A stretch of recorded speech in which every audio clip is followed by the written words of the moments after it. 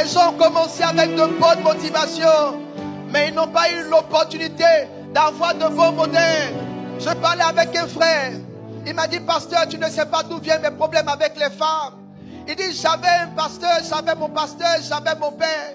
Il dit, chaque fois que je partais le voir, je trouvais une nouvelle fille dans sa chambre d'hôtel. Il dit, quand je l'ai trouvé, les filles étaient sur sa poitrine. Il dit, il les tenait dans la main. Il dit, il leur faisait des câlins. Il dit, pasteur, j'ai toujours pensé que c'était quelque chose de normal à faire. Je parlais récemment avec un homme de Dieu addict à la pornographie. Il dit, celui qui m'a bâti dans le ministère m'a dit, pour déployer l'onction, il faut avoir des rapports sexuels. Est-ce que je peux prêcher ce soir? Il dit, celui qui m'a bâti dans la parole m'a dit, plus tu couches, plus l'onction monte. Plus tu couches, plus l'onction monte. Il dit, pasteur, je le fais parce que je veux que l'onction monte. Je le fais parce que je veux que l'onction monte. Regarde le voisin, dis-lui voisin, qu'es-tu en train de faire actuellement?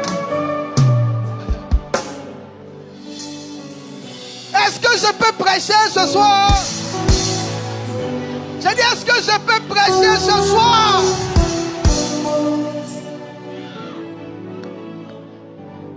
Alors que je commençais avec le Seigneur, on monte dans l'esprit, on monte dans l'esprit. Laisse-toi aller, monte dans l'esprit.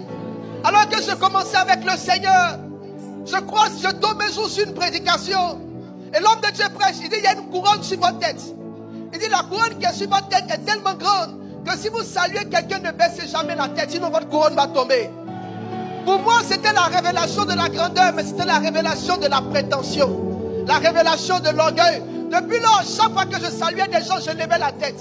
Je n'avais peur de personne. J'avais une haute estime de moi-même. Un enseignement a fait entrer dans mon cœur le venin livré de la haute estime de soi. On a des chrétiens sincères. On a des gens qui ont aimé Dieu. Mais avant qu'ils ne se rendent compte, quand les choses étaient en train de commencer, l'ivraie avait déjà été semé.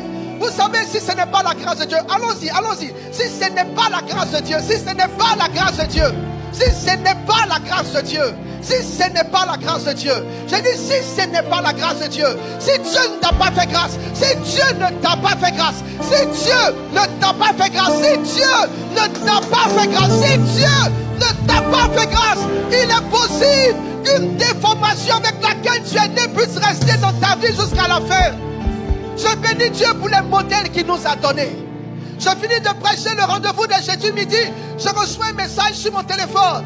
Je lis le nom. Je vois apôtre. Bon, c'est pas apôtre, j'ai mis papa Yves Castanou. Il dit appelle-moi après ton live. Appelle-moi après ton live. Quelqu'un qui dit appelle-moi après ton live, ça veut dire il a suivi mon live. Maintenant, pourquoi je dois l'appeler après le live? Mon cœur a commencé à battre. Il y a des pères qui ne peuvent pas te laisser faire n'importe quoi. Alors que je l'appelle, il me dit ton enseignement était bien, mais j'estime qu'il y a ça, il y a ça, il y a ça qui ne sont pas à leur place. Pendant que j'étais en train d'être tendu, le conseil d'un père m'a redressé. Ce soir, je voudrais être reconnaissant pour ceux que tu as mis sur notre chemin. Je dis, je voudrais être reconnaissant pour ceux qui ont travaillé à nos fondations. Je voudrais être reconnaissant pour ceux qui nous ont appris la prière. Reconnaissant pour ceux qui nous ont appris l'intégrité. Reconnaissant pour ceux qui nous ont appris l'amour et les vertus. Je ne sais pas si tu es reconnaissant comme moi, mais tu es trop calme pour que tu sois reconnaissant.